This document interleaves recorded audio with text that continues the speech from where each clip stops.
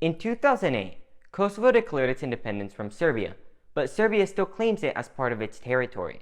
So why did Kosovo want to become independent? Hey historians, welcome back to the Why in History. I'm your host, Alexander. Serbia used to rule over what is now Kosovo, but in the 1300s, the Ottomans showed up. Towards the end of the century, they battled Serbia in the First Battle of Kosovo, which ended in a draw, but it left Serbia so weak, it was basically an Ottoman victory. However, in 1448, the Ottomans beat a large Crusader army in the Second Battle of Kosovo. This battle was extremely significant because it allowed the Ottomans to capture most of the Balkan Peninsula, including Kosovo. They remained there for more than 450 years, fundamentally changing how the Balkan Peninsula developed. Also, because the Ottomans now controlled most of the Balkans, they were able to finally capture Constantinople, pretty much the only thing left of the once great Byzantine Empire. During their rule over the Balkans, the Ottomans would tax Christians much higher than Muslims, so to gain favorability, two major people groups converted to Islam: the Bosniaks, found in Bosnia and Herzegovina, and the Albanians, found mainly in Albania and Kosovo. It's unknown exactly when Albanians moved into Kosovo, but it's generally agreed on that by the 1800s, they were the main ethnic group. By that time, the Ottomans were losing their grip on the Balkans. This was mainly due to rising nationalism among the various ethnic groups, and the Albanians were no different. They wanted an Albanian state, but there was just one problem. The Serbs claimed Kosovo because it had been a part of Serbia before the Ottomans came along. It was here that Serbians and Albanians in the region started clashing. In 1912, Serbia, Montenegro, Greece, and Bulgaria decided to do something about the Ottomans. Together, they formed the Balkan League and kicked the Ottomans from most of the Balkans in the First Balkan War.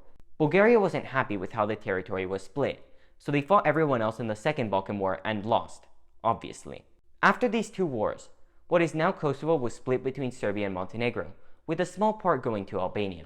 The following year, World War I started, and for a brief period during the conflict, Kosovo was occupied by the Central Powers. Once the war was over, Kosovo became a part of the Kingdom of Serbs, Croats, and Slovenes, which later changed its name to Yugoslavia in 1929. However, Serbs were still hell-bent on Kosovo being historical Serb territory, so they decided to begin mass migrating into the region. Once there, they expelled ethnic Albanians. During World War II, when the Axis invaded Yugoslavia, Kosovo was split between Germany, Bulgaria, and the Italy-occupied Albania. In the Albanian-occupied part, many Albanians, in a reverse of what had been happening in the previous 2 decades, expelled Serbs. Soon, the conflict turned violent, leaving thousands dead. During this period, Albanians poured into Kosovo. Once Yugoslavia was liberated in 1945, Kosovo's new communist government realized it had to do things a little differently to ease tensions, so it created the autonomous province of Kosovo and Metohija within Yugoslavia's Serbian Republic. This region created the official borders of present-day Kosovo. Even though the Kosovo Albanians now had their own region, both the Yugoslav and Serbian governments oppressed their language, religion, and culture, but after mass protests, they relented, for the most part.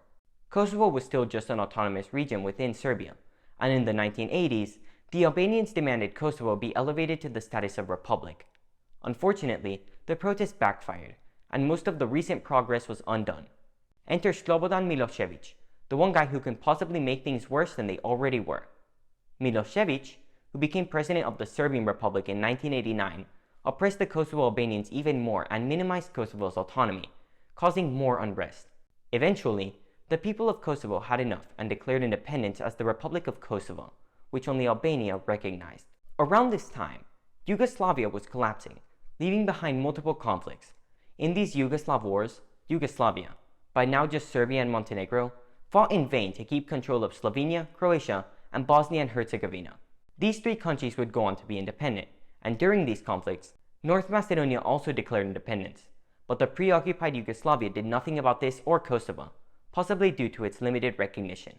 Then, the Kosovo Liberation Army, or KLA, was established, and in 1998, Serbian retaliation to the KLA's increasingly violent actions sparked the Kosovo War. The war saw both sides commit multiple war crimes, but it was the Serbian forces, under the command of Milošević, that caused the displacement of more than 1 million people. The Serbian war crimes prompted NATO to bomb Yugoslavia in 1999, forcing all Yugoslav forces to leave the region. As a result of the conflict, Kosovo ceased to exist, leaving Kosovo to be placed under UN administration. Many officials on both sides, including Milosevic, were tried for war crimes. However, the UN administration would only be temporary, as the Security Council decided Kosovo would remain a part of Yugoslavia, and from 2006 onwards, just the newly independent Serbia. Obviously, this never came to be, because on February 17, 2008, in a culmination of all the oppression the Albanians suffered at the hands of Yugoslavia, Kosovo declared independence. Between 2011 and 2013, the Serb majority in North Kosovo protested Kosovo's independence, resulting in North Kosovo going under Serb rebel control. Also, North Kosovo's largest city, Mitrovica, was split between the Serb rebels and Kosovo. Relations between Serbia and Kosovo have improved with recent agreements, and currently, 97 of the UN's 193 members recognize Kosovo, which is just over 50%. Funnily enough, Palestine, another country fighting for recognition, does not recognize Kosovo as independent. The argument that Palestine and other countries that don't recognize it make is that Kosovo declared independence illegally, a claim that was rebuffed by the International Court of Justice. What does the future hold for Kosovo? I guess we'll have to wait and see.